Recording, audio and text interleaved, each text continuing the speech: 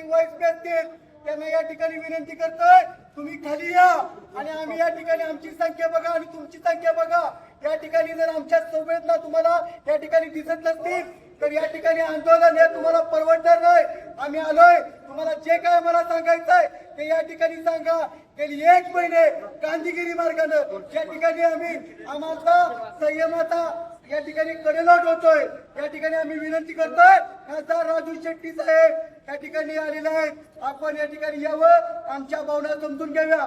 तुम्ही आम्हाला 2 वाजता या ठिकाणी जे काही सूचना देणार होत्या त्या या सगळ्या लोकांच्या साक्षीने द्या.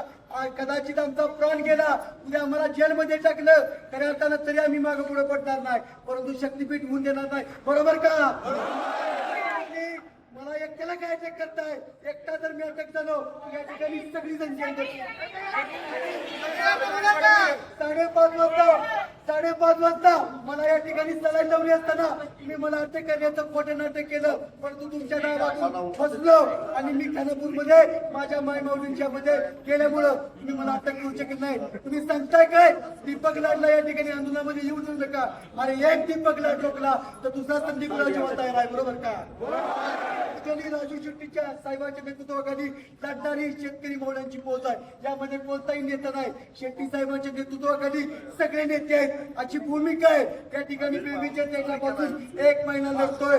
त्यामुळे विनयच्या माध्यमातून आमची विनंती आहे, या ठिकाणी आम्ही मागणीच केलेली नाही. विद्यार्थी स्थानिक रस्ते करा, खानापूर तालुक्यातले स्थानिक रस्ते करा, हे न करता तुम्ही शक्तीपीठाचं भूत आमच्या मानकुटीवरती लागलाय.